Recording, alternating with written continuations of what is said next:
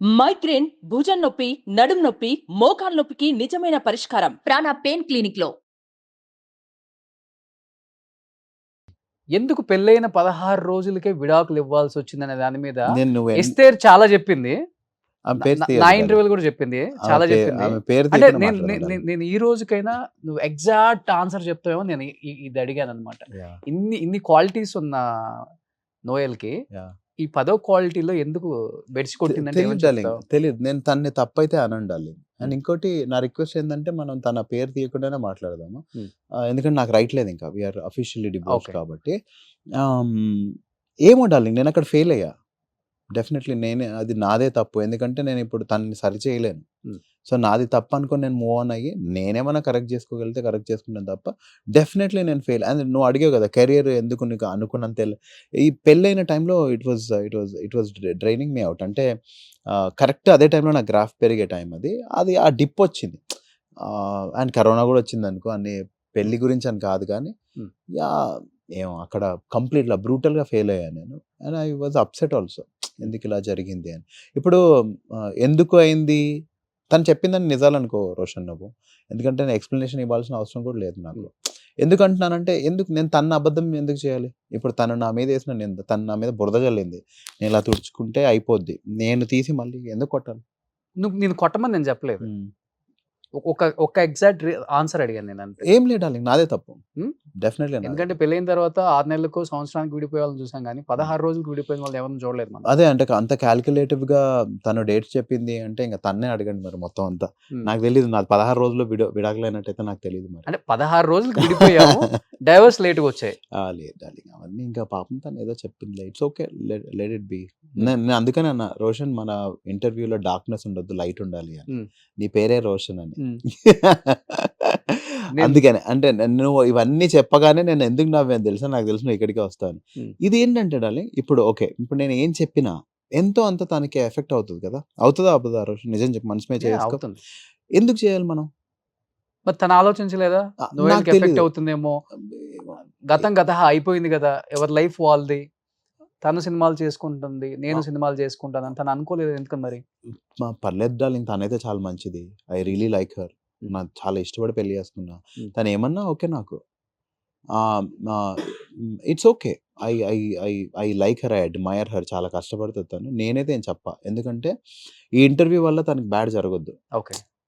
నేను తన ఇచ్చిన ఇంటర్వ్యూస్ వల్ల నాకు ఎంత బ్యాడ్ జరిగిందో నేను చూసా. మన శత్రువులు కూడా ఇట్లాంటి సిచ్యువేషన్ రావద్దు అని అంటారు. జీవితం నాశనం అయిపోయింది కదా ఇంటర్వ్యూస్ వల్ల, నిజంగా చెప్పు. కొంచెం అయింది డార్లింగ్, అంతే. అంత నాశనం ఎంత ఎవరు చేయలేరు డార్లింగ్ మనని, పాపం ఎవరు చేయలేరు. ఎవరన్నా ఎంతవరకు చేయగలుగుతారంటే దేవుడు ఎంతవరకు అనుమతిస్తే అంతవరకే. ఇఫ్ ఇది నా వరకు వచ్చింది, నాకు అంత ఈ ఫేజ్ చూసానంటే అందులో నాకు మంచి జరగకపోతే నా దేవుడు అనుమతించాడు. నా పొగరు, నా ధైర్యము, అన్నీ కూడా ఆయనే. సో అది అయ్యింది అంటే నాకు ఏదో మంచి జరగాలి, అందుకనే అయ్యింది. So it's okay. కొన్ని సినిమాల్లో ఉండి లేకుండా ఉండడం అవన్నీ జరిగాయి, but it's okay, I can take it. Still ఇప్పుడు అన్నీ మంచిగా ఉన్నప్పుడు ప్రేమించడం కాదు డార్లింగ్, ఏమి బాగాలేనప్పుడు కదా ప్రేమించడం అంటే. I still have no problem with her. అప్పుడే కాదు, ఇప్పటికి కూడా చర్చిలో ఏదైతే మాటలు ఇచ్చుకున్నావు మేమిద్దరం, ఇప్పుడు నీ సుఖంలో నీ దుఃఖంలో అన్నిట్లలో ఉంటాను. నువ్వు నన్ను ఏది పడుతుంది అన్నావు, నేను ఈ రోజు కూడా నేను ఒక్క మాట అన్నట్లే. ఎందుకంటే నాకు ఆ రోజు 40 సంవత్సరాలు చర్చికి వెళ్ళి నేను ఏం నేర్చుకున్నట్టు, ఫర్గివ్నెస్ అని. సో చిన్నప్పటి నుంచి I was trained to forgive. It's okay, it's completely okay. And I చాలా మంచిది డార్లింగ్ తను. ఆ టైంలో దాని మీద చేసిందో నాకు తెలియదు కానీ it's okay. She is a nice girl and I want her to be happy. తనకు మంచి లైఫ్ ఉండాలి. తను ఇప్పుడు ఎలాగో పెళ్లి చేసుకోవాలి. తను నా ఇంటర్వ్యూలో తను బ్యాడ్ అయితే జరగదు. నేను ట్రై చేస్తుంది అది. ఎందుకంటే నా వరకు వచ్చినప్పుడు నేను ఎంత హర్ట్ అయినా నాకు తెలుసు. నాకు చెప్పుకోవడానికి కూడా ఎవరికైనా చెప్పినా వాళ్ళు ఏమన్నారంటే నీదే, అవన్నీ వింటుంటే నీదే మిస్టేక్ అని అనిపిస్తుందంటే నాకు అది ఇంకా హర్టింగ్ అండి. అదే మరి ఇప్పుడు నువ్వు ఆన్సర్ ఇవ్వకపోతే అంటే అలాంటి టైంలో ఆన్సర్ ఇవ్వలేదు కాబట్టి నేను అదే నీదే తప్పు కదా అని ఎవరు ఎదురుపడినా అడుగుతారు కదా. డార్లింగ్ నువ్వు ఆ టైంలో అడిగావు కదా ఇంటర్వ్యూ చేద్దామని. రోషన్ ఆ టైంలో టచ్ లో వచ్చావు అనుకుంటా కదా. అవును, వచ్చాను. నేనేమన్నాను డార్లింగ్, ఎందుకులే డార్లింగ్ వదిలేసేయాను. అవును, నాకు చెప్పాలంటే అప్పుడే చెప్పేవాను కదా రోషన్. అవును.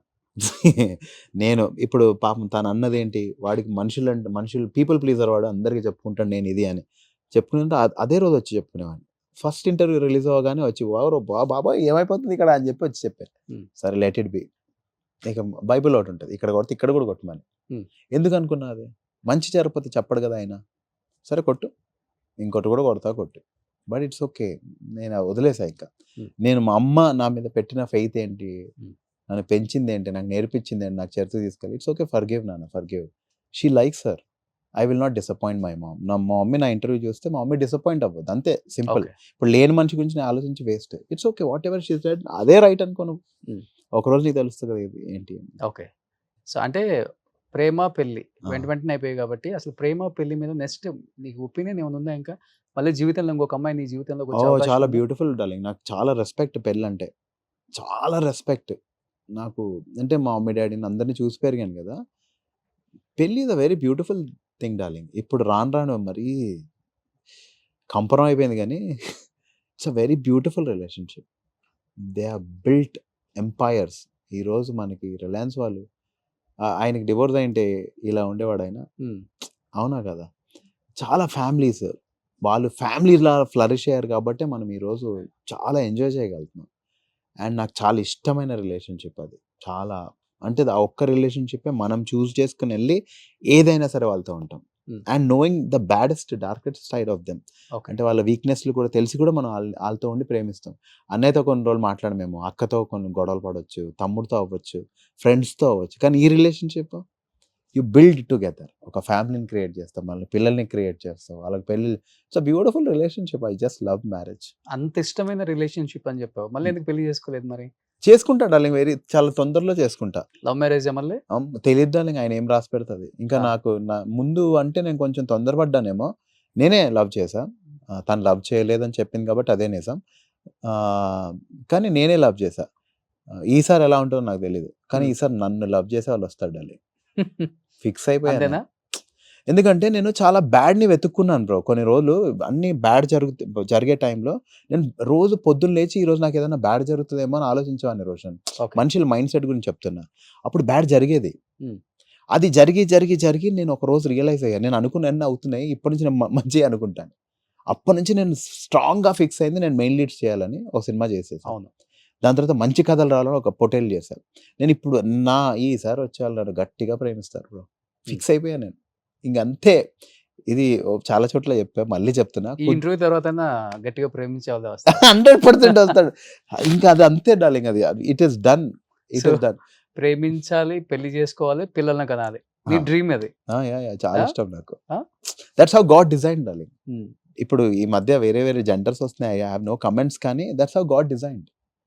అంతే ఉండాలి లైఫ్. ఏంటంటే మనం ముందుకెళ్ళాలి, మనం అందరం ముందుకెళ్ళాలనే క్రియేషన్కి ఫుల్ స్టాప్ ఉండొద్దని గాడ్ ఇలా డిజైన్ చేశాడు. అందులో బ్యూటిఫుల్ ముందుకెళ్ళేది ఎలా? హస్బెండ్ అండ్ వైఫ్ నుంచే. ఇంకే రిలేషన్స్ నుంచి ఫ్యామిలీస్ ఎలా ముందుకెళ్తాయి? అంతే కదా. I somehow love it.